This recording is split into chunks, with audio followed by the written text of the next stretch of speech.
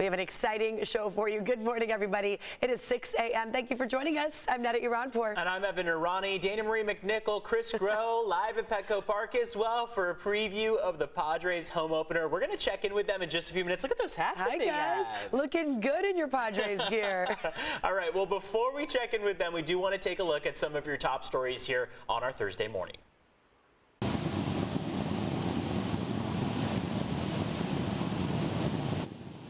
And there it is, some pretty incredible video this morning. New video of a mess after a chase that happened while you were sleeping. Investigators say that involved a stolen police truck in the East County, and that chase ended in the South Bay with that truck hitting that hydrant. CBS 8's Ariana Cohen live in Chula Vista where the chase ended. Good morning, Ariana.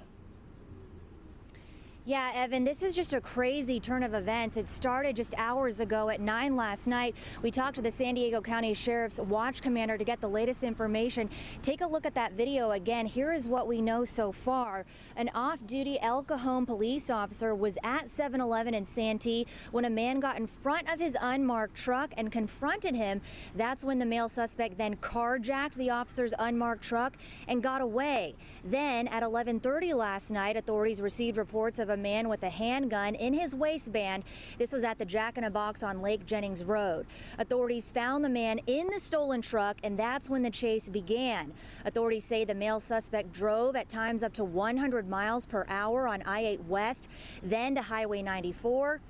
Then, get this, on State Route 125, he crossed the center median and drove the wrong way. He made his way here to Otay Ranch Mall, where he crashed into a fire hydrant. That's where you see all the water in this video. He then ran off and was tased. One deputy was scratched and one El Cajon officer was bit by an El Cajon canine when attempting to arrest the suspect. Authorities say the suspect appeared to be under the influence of narcotics. That male suspect is in a local hospital due to being under the influence. Now, that is all the latest information we have at this time. Again, a very crazy pursuit ending near here at the Otay Ranch Mall, and that male suspect is in the hospital. Live from Chula Vista, Ariana Cohen, CBS 8. Ariana, thank you. And from one mess to another, this morning a man is in jail after police say he crashed into two homes in Coronado. We got these new images and videos, as you can see here on the screen, overnight. You can see the fence was completely taken out, a window destroyed. This happened around 8:30 at 4th Street and B Avenue. Two people inside the homes were hurt, but they are expected to be okay. Police said that the driver was speeding at the time. He has been arrested on suspicion of DUI. An engineer is evaluating now the building, and police do say that they both have significant damage. This morning, 3 people, including a security guard, are in the hospital right now after they were shot. So this all happened about 8:30 p.m. on University Avenue near 54th Street. That's in the El Cerrito neighborhood, which is just south of the college area. Police say a group of pedestrians ran into a business after they got into an argument with people in a car. And that's when police say someone in that car shot at those pedestrians and at a security guard. The victims are all expected to be okay. They're currently being treated. Police are still looking for the suspects. Who was in that car? Call police if you have any information. Miss, can you hear me? Is that guy still up there?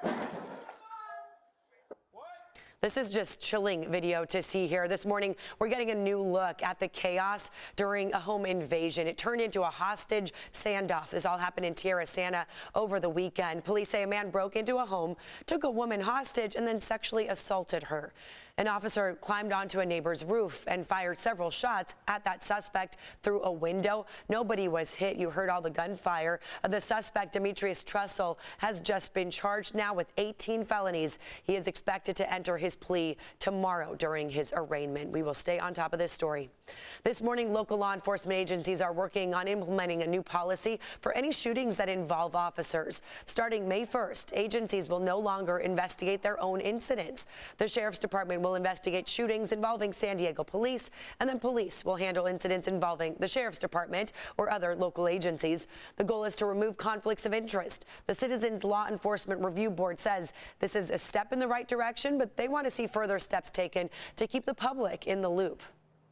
And also this morning, taking you to New York, the man accused of shooting 10 people inside of a Brooklyn train station will appear in court for the first time. Frank James faces several charges, including terrorism against a mass transit system. The NYPD says that they arrested James in Manhattan after he called in a hotline tip by himself.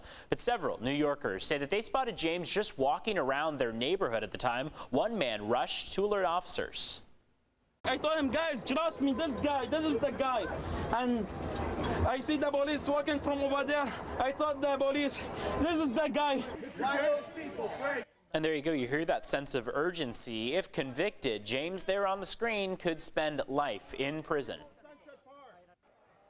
And new this morning, Elon Musk is offering to buy Twitter. This comes days after the Tesla CEO said that he wouldn't be joining the platform's board of directors. Right now, Musk owns just over 9% of the company's stock. This morning, Twitter says that Musk provided a letter to Twitter containing a proposal to buy those remaining shares. Time now to bring on some Padres baseball. You saw that.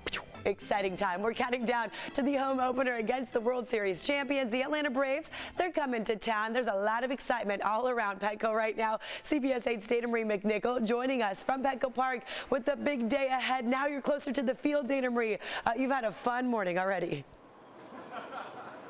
Yes, we've been all over the park. This morning, we are so excited for the sold-out home opener, and we're talking about all the free giveaways because I remember one of my core memories growing up in San Diego was being so excited about the free stuff they give away at Padres Stadium. So this is the hat they're giving away on Sunday, but we're going to take you down the line so you can mark your calendars on which days they're giving this stuff away. So I'm going to bring in Emily here. Good morning. You're the director of marketing. What can we expect for our season? So I know this is Sunday. Yep. But there's so many amazing, cool stuff here. We've developed a lineup of incredible giveaways all season long, ranging from towels to hoodies and, of course, our bobbleheads. You know, after the hat, the next giveaway we've got is this kids' sunglasses. We have 4 special Sundays where the first 8,000 kids ages 14 and under will receive.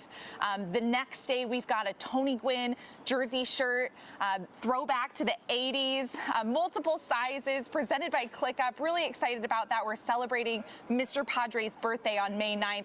And of course, we have 4 player bobbleheads. These are cool. Manny Machado, presented by Bally Sports on May 24th. Later in May, 4 total. Jake Cronenworth in June. Of course, celebrating Joe Musgrove, El Cajon native, yes. In August. And then rounding it out, our 4th and final will be Fernando Tatis Jr. in September.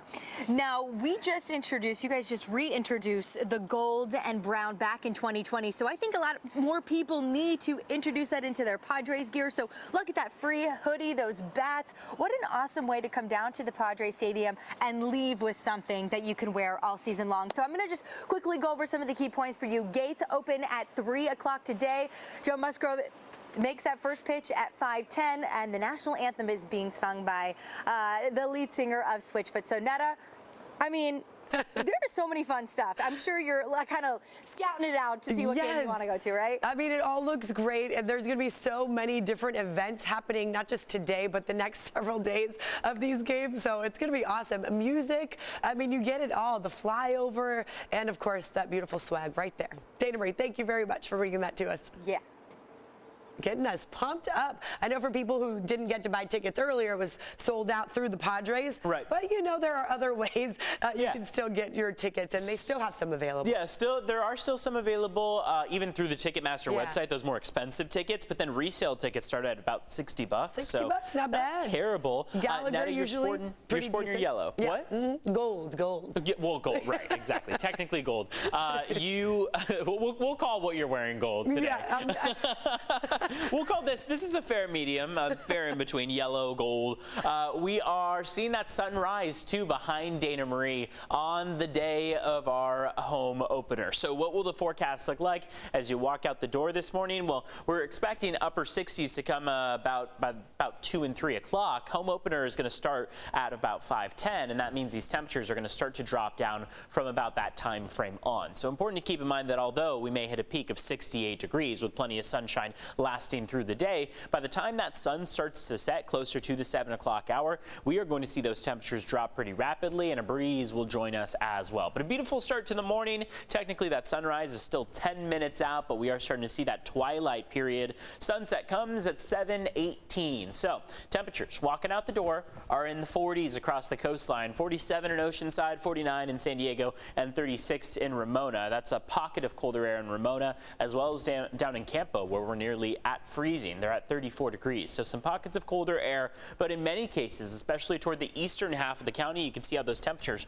are warmer to start off the day. 5 degrees warmer in Borrego Springs, 6 degrees warmer in Ocotillo Wells, but along the coastline, we're actually 2 degrees cooler in San Diego, 2 degrees cooler in Del Mar. That is all thanks to onshore flow that is strengthening. Next several mornings, we could start to run into some cloud cover. We'll have details on that. We will also have a look at that extended 8-day forecast in just a few minutes. Want to take you to what's going on in traffic this morning. No major crashes or collisions, but we will stop at the Coronado Bridge. This is no surprise. A lot of people headed toward the base, but keep in mind that if you're traveling across the Coronado Bridge right now, about mid-span, you're going to start to see some slightly slower speeds, nearly single-digit speeds as you get onto the bridge, or just off of the bridge into Coronado. That's where you see this red on the screen. Good news is no crashes or collisions, and then slightly slower speeds headed out through Imperial Beach. Netta?